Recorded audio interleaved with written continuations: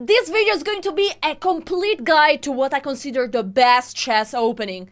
It's not the London system, but it's e4, e5. Because this opening it's fun, approved by Magnus Carlsen, it never gets boring, and you can win fast and in epic ways. First of all, if you want to play this opening, you have to be ready to play against Queen h5, because everyone below 1000 plays this move. Let's flip the board, let's see it from the black side, because you don't really want to play this with white. So the queen is attacking this pawn, so knight f6 attacking the queen loses this pawn. We don't do that. Also, g6 is a mistake because this queen comes here with the check and the rook is hanging. But the worst move is by far king e7 because it falls into a checkmate in 3 moves. What you have to play here is the move knight c6. You're simply protecting the pawn. Now they will always play bishop here. They are threatening the scholar's mate. Please don't get mated here. Don't play knight f6 and get checkmated on f7. But you play the move g6. Now it's time to kick this queen away. This pawn is well protected by the knight. The queen will go back here. Now again, there is a checkmate there, so you have to stop it. The knight is stopping. And this is a tricky move. It's a bad move, but a tricky move. But you have to know what to do in this case. So the queen and the bishop are both attacking here, and you have no way to defend it. Well, you could defend it with the queen, but you have much better. You can go to the attack with the knight. You're attacking the queen. Now, if this queen moves, well, you can take maybe this free pawn. This pawn is not a problem. The move that white will try is to take here, but that's a big mistake, because you simply go up with the king. Hikaru will be very proud of this. And now the only move to keep the bishop protected is to play queen here. But now we have b5, the queen can no longer stay here in this diagonal to protect the bishop, and you already won a piece. So in this situation, queen b3 is literally terrible, and usually what they play is knight d2. Here you simply develop your pieces, is in a very normal way. You castle short, you develop your bishop in fianchetto, and now the only final question is where to develop this bishop. I think that usually the bishop goes very well on e6. If your opponent is trading, you take back with the pawn. Those double pawns are not weak in the center. Let's just make a move. Let's make castle, bishop here. If they take, those are 2 double pawns, but it's not a problem because they are controlling all the central square. You can always one day play the move d5, and after trade, you have the 2 strong pawn, the BBC in the center of the board, big boy center, and the rook is looking at the queen. So this is amazing. Before closing the chapter of Queen h5, I want to say that this is actually a tricky move. Because I said, yes, you're hanging a pawn, but this could be a very nice sacrifice. It's actually called Kiddy counter gambit. And the point here is that you don't play Queen e7 because you don't want to trade the queens. You played bishop here. You just cover with the bishop, and now white is going to develop, and now you're going to attack the queen, knight c6, and this queen is going to have a very hard time. There is the best move that is queen f4. I want to show just if the queen goes somewhere, you play the move d5, and after pawn takes, the queen has to move again, and if the queen is just going to collect the pawns, of course you have a rook under attack, so you play this move, the queen has to move, and now I love the move rook g8. Your opponent cannot develop, cannot do much. If they develop this bishop, this pawn is falling. You are 2 pawns down, or 1. You're 2 pawns down at the moment, but this queen needs to move many times. This king will still be stuck in the middle of the board. Everything that you have to do is to move this bishop out, move the queen here, and castle long, and you have an amazing position. For example, what if your opponent, okay, if your opponent goes here, you just take there, and now this pawn is weak, the king can no longer castle. The best move in this position is king there, which is absolutely crazy. But here, instead of bishop d3, they could take this little pony. And you say, but Alessia, we are 3 pawns down. But look at the bar. The bar gives advantage to black, even if you're 3 pawns down. Meaning that you have full compensation. And why do you have full compensation? Because you need to understand this. And the point is that this queen has been moving so many times. White has all the pieces at home. And you are going to develop all your pieces. For example, queen here. Now the best move is king d1. Nobody will play it.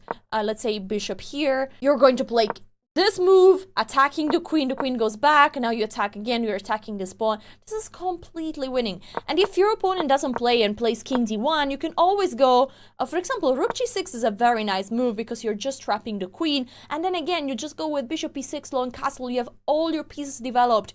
And if you can manage, let's do something like here. Let's say your opponent is trying to develop. Now, rook h8 is winning the queen. So in this situation, after knight here, bing, booms, bum, Boom. Queen f4 is the best move just because the queen cannot be attacked so many times. Here you can simply castle.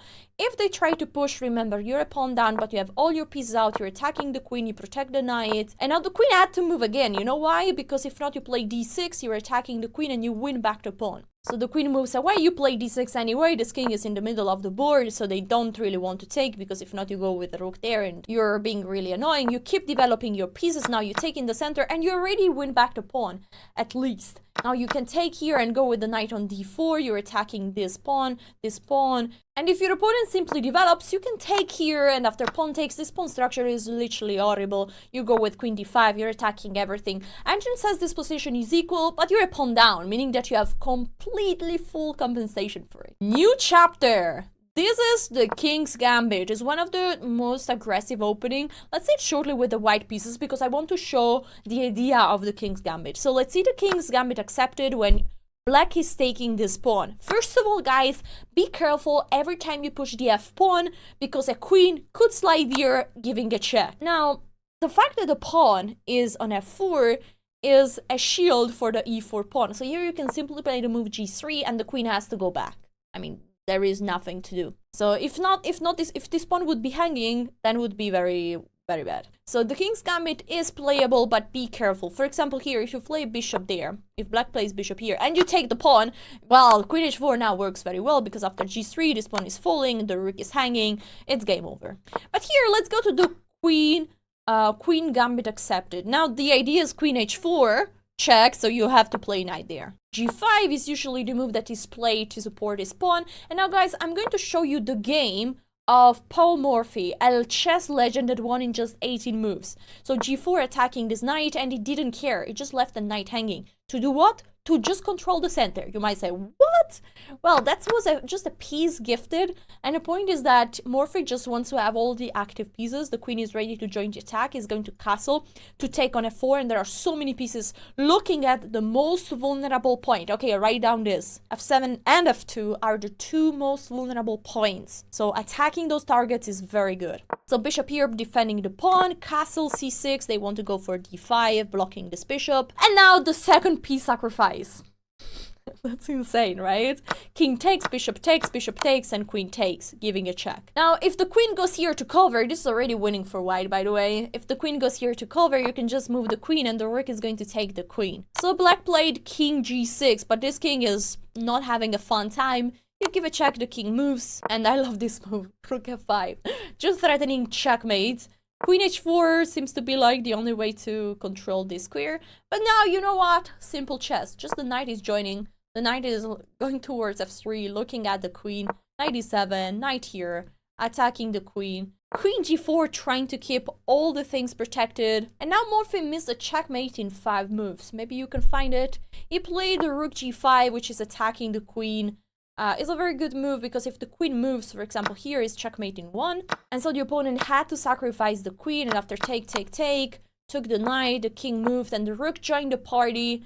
Is going to be checkmate in very few. Opponent resigned. For this reason, I consider the King's Gambit accepted very sharp, and you shouldn't get into this. I suggest you to play the counter gambit, which is not really a counter gambit. I'll explain you everything. So you play the move d5. And now, first of all, if they take this pawn, what do you play? You play queen h4, yes.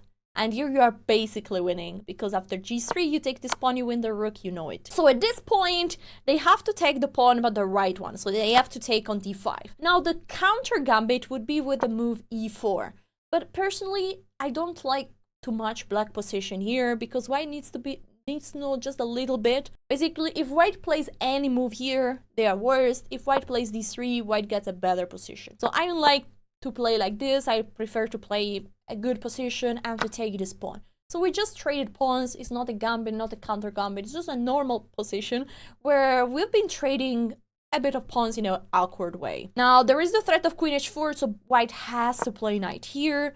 And now basically what you're going to do, you're going to take this pawn back, so knight f6. Black has so many ways to protect this pawn, like with the knight, with the bishop, and no matter what they do, you are going to take it.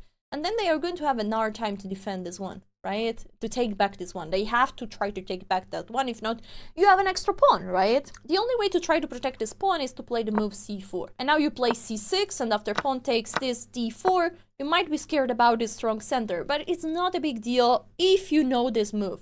Bishop g4.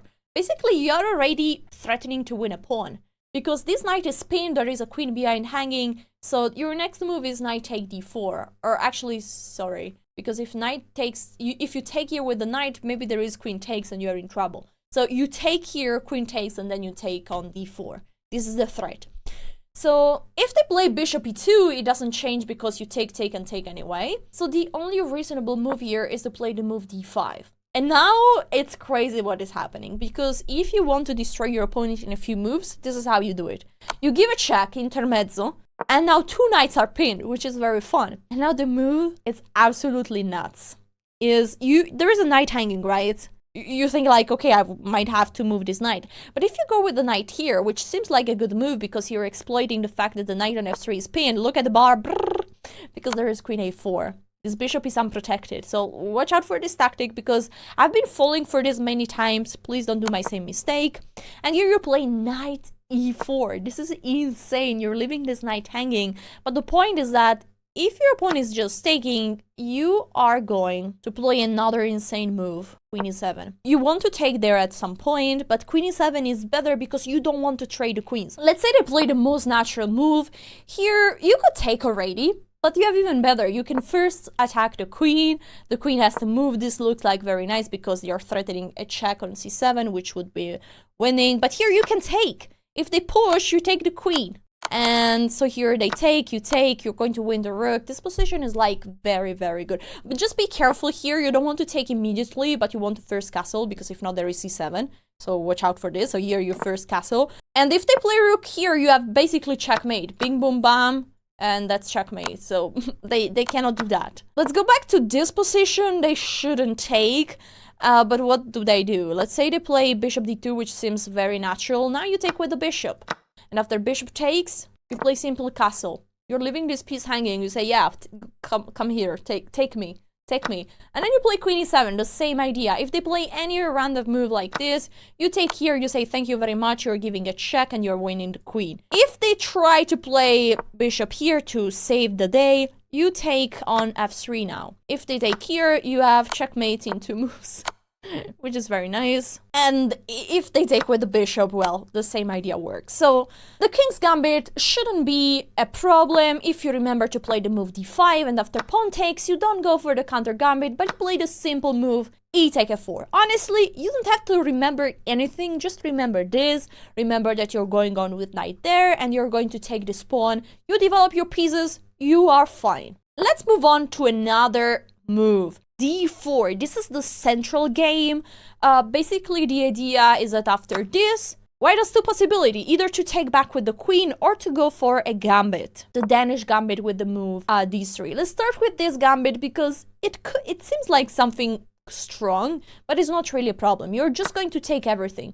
So you're just going to take all the pawns. The idea of white is that they have these strong bishops looking at this king. Also, the queen could join here the attack. The knight could go here and on g5. e5 can be played. So here you just need to know a little bit of move that you have to develop as quickly as possible. So you play the move knight f6.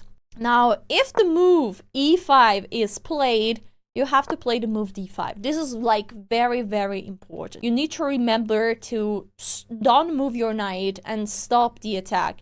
If they just go here to give you a check, you can play the strong knight here so you don't lose your knight, you know? And then you can play c6, you can take this pawn. Well, not really. You don't take this pawn. You just develop this bishop, you castle, and you try to develop as quickly as possible. Don't forget that you have 2 extra pawns. If they take, before taking here, you want to play nearly always this in-between move. Because you're giving a check and you develop a piece before proceeding to the trades. And now, if they go knight here, you can even take there, which is absolutely crazy. You're attacking 2 pieces and... yeah, if your opponent just takes here, you're going to take there, be very happy. You are 2 pawns up, and now this is a check. Your opponent might even trade all the pieces. You're going to castle and enjoy this completely winning endgame. So honestly, in this position, the move e5 is just a little bit too early. Remember to fight back with the move d5. Here they might play just the move knight f3. And the move that you have to remember is to develop with tempo. So you need to develop this bishop and then to castle. So why not giving this check is very smart. Just to say it, don't take this pawn because it would be really bad. This is just what they want, that you get a little bit too greedy. Now they can take here and then slide the queen to d5. Your king is in big danger. Don't do that. Bishop b4 check instead is really great. After knight here, you might imagine the next move, which is simply castle. And here there is a game played between Firouzja with the white pieces against Magnus Carlsen. Magnus won. There is a game on Lichess played. You can go to watch it, 2021. The second option for white is to go for the central game. I don't like this opening because there is a queen exposed that can be easily attacked. You can imagine the next move. You just develop a piece, you win a tempo, the queen has to move one more time. Usually the queen moves here. White then wants to develop bing boom bam, castle long, and try to attack your king. You have to develop very quickly by playing knight here, knight out, and bishop here, pinning this. They play here and you castle. And now after long castle, remember you want to fight for the center. You cannot play immediately the move d5 because it would be a little bit too much, I think. Just knight takes can be played. And I don't really feel comfortable to have the queen in the same file of the rook. So here you prepare it by playing the move rook e8. You're putting pressure on this pawn. Now if f3 is played now, I like to play the move d5 because, you know, your opponent queen is also in the same file of the rook. So after this, you can simply take. You're attacking the queen, the pawn cannot take, and if bishop takes here, you're going to take the queen, and yes, they take your queen, but you take a rook in exchange. So you are completely winning. So after rook e8, the best move is to move the queen away, and you can already win a pawn. You take there, after knight takes, you take back, and now you just have to be a little bit careful. You have an extra pawn, engine says that you have an advantage, but you understand that there might be something that your opponent has in mind. Yes, c3, attacking the bishop. You go back here because you want to protect it, and now they develop attacking the rook. Now, the only thing that you don't have to do is to be too passive. If you go all the way back here, your opponent might just start to attack you, to go with the knight here, and it's just not like a big advantage, but you don't want that. Sorry, here I actually was wrong. Because after c3, I said you don't have to be so passive, so you don't have to go on f8, but you keep your bishop here. And the idea is that after bishop d3, now you have a very nice in-between move. You play bishop h4. This bishop is attacking the queen has to move, is stopping the pawn h4 to be pushed, and after the queen moves to a very normal square, they're attacking the rook again, and this pawn is also under attack. You can now go back with the rook. What did you achieve? That this knight cannot go in the most natural square, that the move h4 cannot be played, so you're really stopping the attack. Now they could play a move here to just threaten checkmate, but you play g6. It's true that you're weakening those squares, but the bishop can go here back at any moment to defend those. It's not a big deal.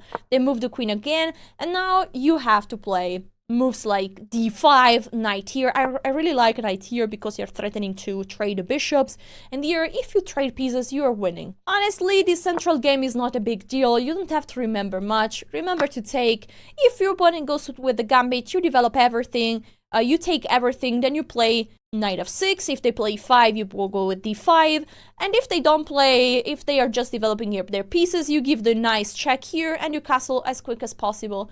You should be alright. Gotham chess variation, the Vienna system. Here you just develop a knight here. I think it's the priority to first develop this knight because you're also controlling some squares. If you go with the knight here, there are even some crazy moves like bishop here, this, and I think there is a line with queen g4, which is insane. So you just play knight f6. This is very natural. Now the Vienna Gambit goes on with the move f4, and here you have to remember just one single move, d5. You fight for the center. This you have to just write in your memory, d5, and you remember that, well, if they take there, it's not so good for them. You're taking back, you're attacking this and that.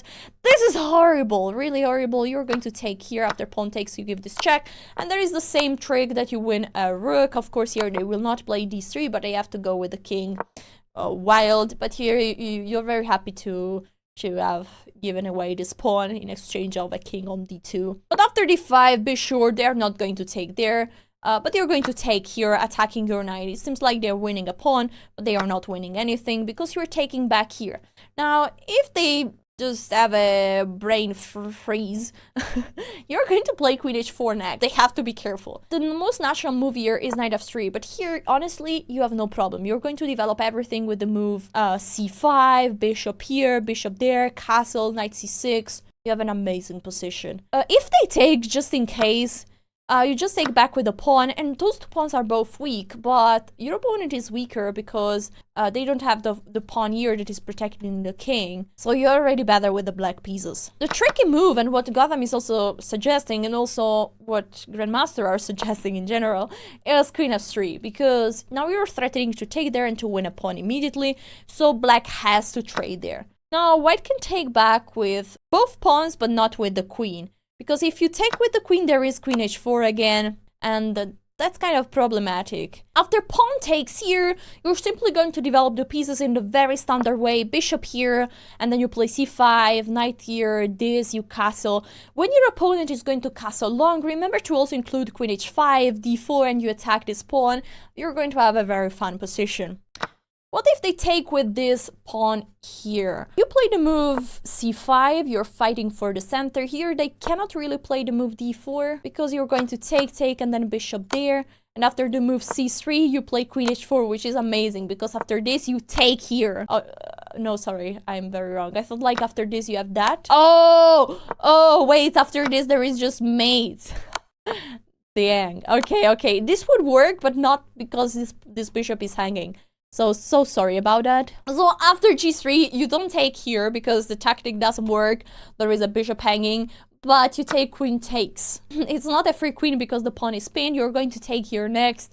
You have a great position. After this, the move that Gotham is suggesting is the move queen g3, and then is just analyzing the bad moves for black. This move is a little bit annoying because you cannot really move this bishop away and just develop the normal way we want to develop, right? Because we would like to play knight here, bishop out, and then castle, and have an amazing position. But we cannot do it. So here, if you want a very, very simple idea, you play first knight out. They will most probably pin this knight. And then you play a crazy move, queen d7. So basically this queen is really annoying, and you say, okay, I'm going to trade you next. After knight f3, you play queen g4. You trade the queens, perfect. And then you develop everything. You have a good center, you have a good position. The only weakness in this position is white. They have those two pawns that are doubled, and also this pawn is not doing all right, so they need to try to play the move d4 at some point, but it's not so easy. One final thing I want to add here, there is a tricky move here that is the move d3. Basically, the idea of queen h4 doesn't work here. It's a mistake, because after g3 knight takes, there is this very nice move. The knight is attacking the queen has to move, and now the move is insane. Knight take d5. You might say, what is this move doing? Of course, you're attacking this fork. You're threatening to take here and to win the rook, but there is another purpose. Basically, the only thing that is protecting this knight is the fact that the queen is pinning, that the pawn is pinned, so the rook here is hanging. But after knight there protecting this, there is knight here, and now the queen has to move. Where do you move the queen? Not here, not here. So the only square would be here by to still keep this pawn pinned, but there is the amazing knight e2. Now this bishop is attacking the queen, and the knight is also attacking this. So no matter where the queen is going, this knight is going to be lost. So after d3, you don't go for queen here, but you take there, and after pawn takes, you play the move d4. Because if you don't play d4, white is going to push here themselves, and then they have a very nice development. So you play d4, and now after pawn takes, well, they are nearly lost because you're attacking the queen and the pawn. You're winning a pawn here. You're going to develop normally. You have a good position. That's all.